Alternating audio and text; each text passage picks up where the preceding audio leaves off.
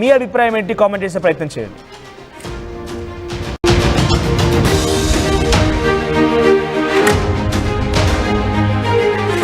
చూస్తున్నాం, కట్టుకున్న భార్యే కాలయముడైపోయి భర్తను హతమార్చింది. ఏం తెలియనట్టుగా అమాయకురాలుగా నటించి అక్కడి నుంచి తుర్రుమని పారిపోయింది. ఈ ఘటన మేఘాలయలో చోటు చేసుకుని మేఘాలయలో హనీమూన్ కపుల్ సంబంధించినటువంటి అంశంలో ఒక బిగ్ ట్విస్ట్ నెలకొంది. వీరిద్దరికీ పెళ్ళైన చూడండి, ఆ విజువల్స్ చూస్తున్నారు కదా, చాలా క్లియర్ గా ఫస్ట్ నుంచి ఈ విషయాన్ని మీకు కొంత అర్థమయ్యే రీతిలో చెప్పాలనుకుంటున్నాను. సో ఇక్కడ కనిపించేటువంటి ఆ అమ్మాయి పేరు సోనం, ఆయన పేరు రఘువంశీ, రాజా రఘువంశీ. అయితే ఆ వివాహ సందర్భంలో కూడా కొంత ఇబ్బందికరంగా ఒక బలవంతపు వివాహంలానే కనబడుతోంది. అక్కడ ఉన్నటువంటి పెళ్లిని చేసేటువంటి పంతులు కూడా నవమని చెప్పిన నవ్వడం లేదు, చాలా బిగుసుకు పట్టుకపోయి కూర్చుంది. ఏమాత్రం తన ఒంట్లో తన దగ్గర ఒక పెళ్లి చేసుకుంటున్న ఆనందం కానివ్వండి లేకపోతే ఏదీ లేదు, చాలా బిగుసుకుపోయి కూర్చుంది. అలానే చాలా కోపంగా గంభీరంగా ఆగ్రహంతో ఉన్నట్టుగానే ఉంది, ఏమాత్రం నవ్వడం లేదు. అయితే ఆ రోజు తర్వాత హనీమూన్కి అని చెప్పి ఈ నెల మే 22న మవల్కియాట్ విలేజ్ దగ్గరికి వెళ్ళిపోయారు. మేఘాలయ వెళ్ళారు ఈ జంట. మేఘాలయలోని మవల్కియాట్ విలేజ్ లోకి వెళ్ళిపోయి 300 స్టెప్స్ ఎక్కి నాన్ గ్రియాట్ అనేటువంటి ఒక లివింగ్ రూట్ బ్రిడ్జెస్ ని వారంతా అక్కడికి ఎక్కారు, అధిరోహించారు. దే స్పెండ్ దట్ నైట్, ఆ రోజు మే 22న అక్కడే గడిపారు. ఆ తర్వాత వారంతా కూడా నెక్స్ట్ డే మార్నింగ్ ఒక బైక్ తీసుకొని రెంటల్ బైక్ ద్వారా అక్కడ ఉన్నటువంటి చుట్టుపక్కల పరిసర ప్రాంతాలను ఎక్స్ప్లోర్ చేయాలనుకున్నారు. అయితే మే 22న ఆ జంట అక్కడికి వెళ్ళిపోయి ఒక హోటల్లో రూమ్ బుక్ చేసుకొని అక్కడే ఉండిపోయారు. మే 23కి వచ్చేసరికి వారి యొక్క కాంటాక్ట్ కుటుంబం నుంచి దూరం అయిపోయింది. ఏమాత్రం కాంటాక్ట్ లేదు, కుటుంబానికి అందుబాటులో లేరు, ఎక్కడున్నారు తెలియడం లేదు, ఎక్కడికి పోయారు తెలియడం లేదు, ఇదంతా ఏం తెలియడం లేదు. కానీ ఆఖరికి వస్తే మే 27 వరకు కూడా ముఖ్యమంత్రి వరకు వెళ్ళింది, మధ్యప్రదేశ్ ముఖ్యమంత్రి వరకు వెళ్ళింది ఘటన. వీళ్ళందరూ కూడా మధ్యప్రదేశ్ రాష్ట్రానికి సంబంధించిన వాళ్ళు. సో మధ్యప్రదేశ్ ముఖ్యమంత్రికి వెళ్తే మధ్యప్రదేశ్ ముఖ్యమంత్రి కాస్త మేఘాలయ ముఖ్యమంత్రి కోనార్డ్ సంగ్మాతో మాట్లాడుకొచ్చారు. సో అక్కడ మాట్లాడి ఎప్పటికప్పుడు ఈ విషయం పైన ఆరా తీస్తూ ఉన్నారు. ఏం జరిగిందో తెలియలేదు, అసలు ఎక్కడికి వెళ్ళారో కూడా అర్థం కావడం లేదు. ఈ నేపథ్యంలోనే జూన్ 2న రాజా రఘువంశీ యొక్క మృతదేహం లభించింది. మేఘాలయ ప్రాంతంలోని రాజా రఘువంశీ మృతదేహం లభించింది. While the search of his wife, ఆ భార్య కనబడలేదు. అయితే చివరిగా వాళ్ళు ఎప్పుడైతే బైక్ రెంటల్ తీసుకొని ఒక కేఫ్ దగ్గర నుంచి వాళ్ళ ప్రయాణం స్టార్ట్ చేశారో అక్కడ చూస్తున్నప్పుడు ఆ సదరు మహిళ ఎవరైతే భార్యగా చెప్పబడతారో సోనం ఉందో, ఈ సోనం అనే మహిళ తన ఒంటి పైన వైట్ కలర్ ఒక టీ షర్ట్ ధరించింది, జర్కిన్ లాంటి ఒక టీ షర్ట్ ధరించింది. అయితే ఆ మృతదేహం ఎక్కడైతే పడి ఉందో రాజా రఘువంశీ భర్త మృతదేహం పడి ఉన్న చోట భార్య యొక్క టీ షర్ట్ లభ్యమైందట, వైట్ కలర్ జర్కిన్ లాంటి టీ షర్ట్ లభ్యమైంది. వెంటనే అక్కడికి వెళ్ళినటువంటి పోలీసు అధికారులు ఏమనుకున్నారంటే ఎవరు దుండగులు ఇక్కడికి వచ్చి ఆ భార్య పైన అత్యాచారం చేసి ఆ భార్యని హతమార్చి లేకుండా భార్యని కిడ్నాప్ చేసి భర్తని చంపేస్తారేమో అనేటువంటి అనుమానం వ్యక్తం చేశారు. అలా వెళ్తూ ఉండగా జూన్ 2న మృతదేహం లభించిన నేపథ్యంలో మొదటిగా అనుమానించిన విధానం ఇది. ఇక జూన్ 4కు వచ్చేసరికి జూన్ 4న ఆ టీ షర్ట్ని స్ట్రిప్ ఆఫ్ మెడిసిన్, ఆ టీ షర్ట్లో కొన్ని మెడిసిన్స్ కూడా ఉన్నాయట. సో ఆ మెడిసిన్స్ని a part of the LED screen of a mobile phone సంబంధించిన ఒక ఎల్ఈడి స్క్రీన్ని ఇవన్నీ కూడా ఆ టీ షర్ట్లో వాళ్ళు తీసుకున్నారు. సో జూన్ 2న వాళ్ళ ప్రయాణం స్టార్ట్ అయింది. అప్పటి నుంచి వాళ్ళు ఫ్యామిలీతో కాంటాక్ట్ లేరు. మే 23 నుంచే ఫ్యామిలీతో కాంటాక్ట్ మిస్ అయింది. వాళ్ళు మిస్ అయ్యారనే వార్తని తరచూ ఎప్పటికప్పుడు పోలీసులు వారి కోసం వెతుకులాట మొదలుపెట్టారు. జూన్ 2 విషయానికి వస్తే మృతదేహం లభించింది. మృతదేహం దగ్గర ఒక టీ షర్ట్ ఉంటే ఆ టీ షర్ట్లో ఒక మొబైల్ ఫోన్కి సంబంధించి విడి భాగాలు, LED screen, mobile phone touch screen ఉంటుంది కదా, ఆ డిస్ప్లే కనిపించిందట తన టీ షర్ట్లో. ఒక స్మార్ట్ వాచ్ కనిపించింది.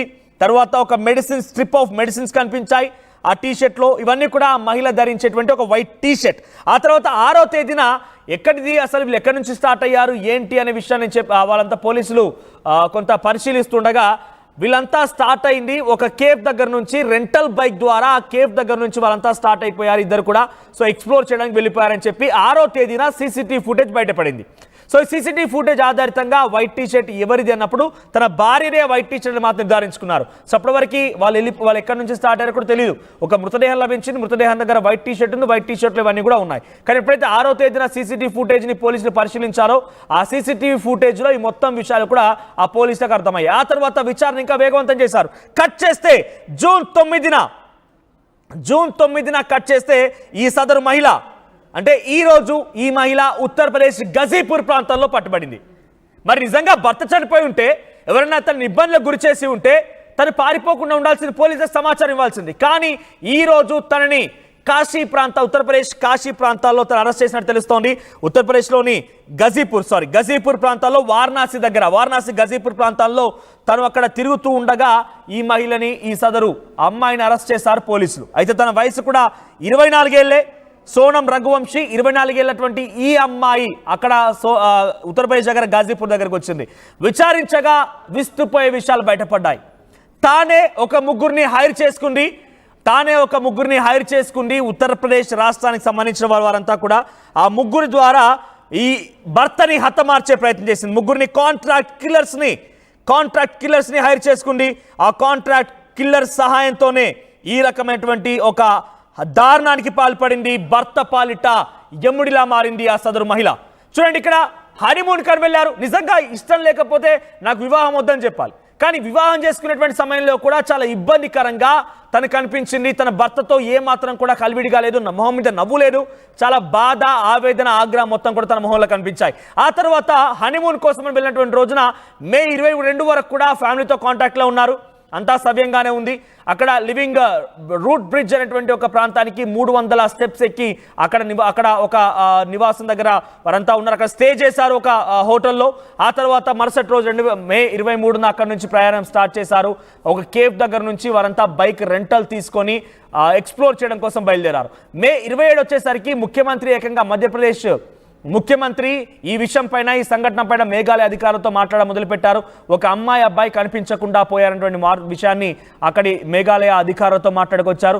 ఆ తర్వాత మే 27 రోజున ముఖ్యమంత్రి మాట్లాడితే జూన్ 2న రాజా రఘువంశీ మృతదేహం లభ్యమైంది. ఆ మృతదేహం పక్కనే ఒక వైట్ కలర్ టీ షర్ట్ ఉంది. ఆ టీ షర్ట్లో ఒక ఎల్సిడి డిస్ప్లే, మొబైల్ ఫోన్కి సంబంధించి విడిభాగాలు ఉన్నాయి. ఆ టీ షర్ట్లోనే ఒక మెడిసిన్ స్ట్రిప్ ఉంది, ఇతరత్ర వాచెస్ అవన్నీ కూడా ఉన్నాయి. అయితే ఈ టీ షర్ట్ ఎవరిది? మరి రాజా రఘువంశీని చంపింది ఎవరు? అసలు తన భార్య సోనం ఎక్కడికి వెళ్ళిపోయింది? సోనం, ఇదే విజువల్ చూడండి, ఇదే ఆ విజువల్. తను వేసుకున్నటువంటి ఆ టీ షర్ట్ చూడండి, పైన లోపల కనిపిస్తుంది కదా వైట్ టీ షర్ట్. ఆ వైట్ టీ షర్టే పోలీసులకు లభించింది. ఆ వైట్ టీ షర్ట్లోనే మెడిసిన్ స్ట్రిప్స్ ఉన్నాయి, ఒక వాచ్ ఉంది, మొబైల్ ఫోన్కి సంబంధించి విడిభాగాలు ఉన్నాయి. ఈ ఘటన జరిగింది మే 23న.